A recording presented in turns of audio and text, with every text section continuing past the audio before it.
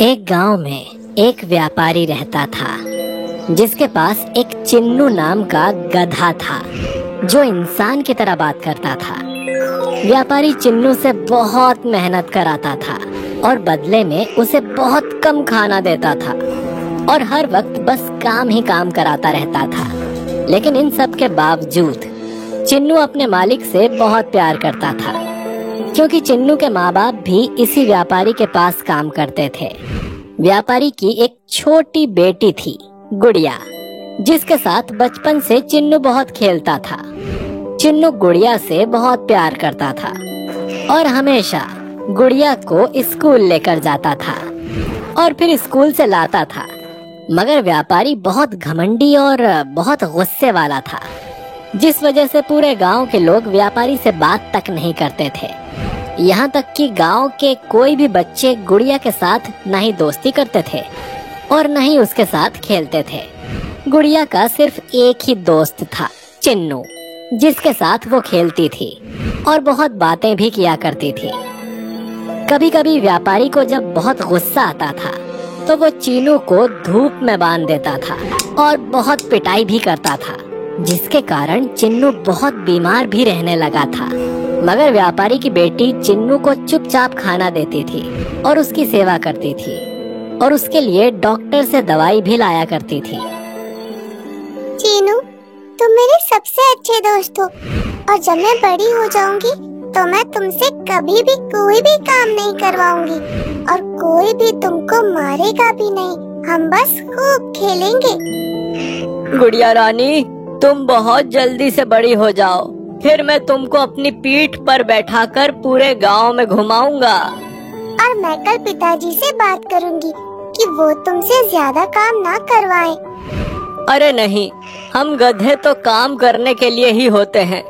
अगर हम काम नहीं करेंगे तो कोई भी हमें अपने घर नहीं रहने देगा। फिर गुड़िया चिन्नू को गले लगा लेती है और गुड नाइट बोलकर चली जाती है। चिन्नू एक वफादार गधा था। वो व्यापारी के घर के बाहर बैठकर पूरी रात घर की देखभाल किया करता था, ताकि कोई चोर या डाकू घर में ना घुस सके। पूरा गांव और यहाँ तक कि चोर भी ये सब जानते थे, इसीलिए कोई भी व्यापारी के घर में घुसने की हिम्मत नहीं कर सकता था। एक दिन की बात है, व्यापारी चिन्नू के साथ एक जंगल से होकर गुजर रहा था। ओ गधे, तू इतना धीरे धीरे क्यों चल रहा है? दिखता नहीं कि रात होने वाली है? और सुना है ये जंगल बहुत खतरनाक है, जल्दी जल्दी चल। व्यापारी छड़ी से गधे को मारता है ताकि वो तेजी से चले। तभी कुछ डाकू आ जाते हैं। एक और शिकार, चलो इससे सारा सामान लूट लो और इस मूर्ख को गोली मार दो ताकि ये किसी और को हमारे बारे में कुछ भी ना बोल सके। मैं बहुत गरीब हूँ, मुझे छोड़ दो। मेरे पास जो भी है सब ले लो, मगर मुझे जाने दो। मैं किसी से कुछ नहीं कहूँगा। व्यापारी को जान की भीख मांगते हुए देख चिन्नू को बहुत गुस्सा आता है और वो सोचता है, मैं अपने मालिक को कुछ नहीं होने दूंगा। चिन्नू गुस्से से चिल्लाते हुए बोलता है, मालिक, आप डरो नहीं, आपको कुछ नहीं होगा। अरे, ये गधा इंसान की तरह बात करता है। चलो व्यापारी को मारकर इस गधे को साथ लेकर चलो। डाकू जैसे ही व्यापारी को मारने आते हैं, चिन्नू अपने पैरों से सबको मारना शुरू कर देता है।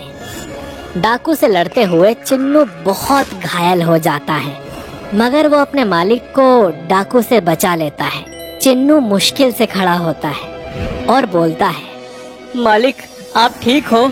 चलो जल्दी मेरे ऊपर बैठो। फिर चिन्नू व्यापारी को अपनी पीठ पर बैठाकर दौड़ना शुरू कर देता है।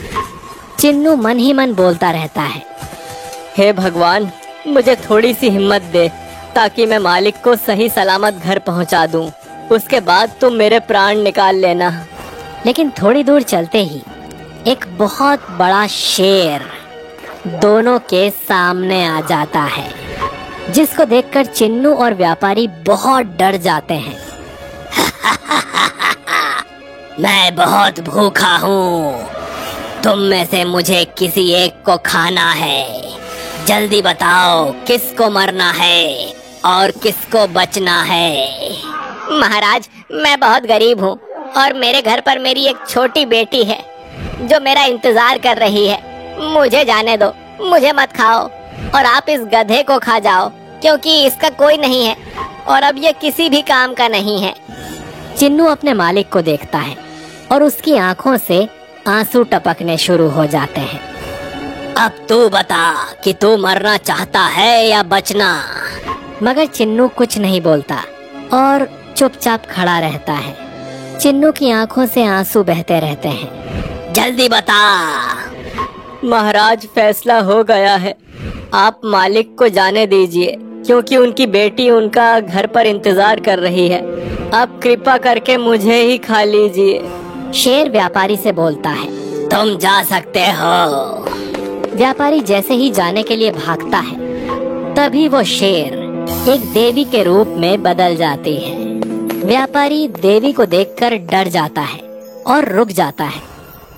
चीनू, मैं तुम्हारी ईमानदारी से बहुत खुश हूँ। जिस मालिक को बचाने के लिए तुम अपनी जान भी देने के लिए तैयार थे, उस मालिक ने एक पल भी तुम्हारे बारे में नहीं सोचा।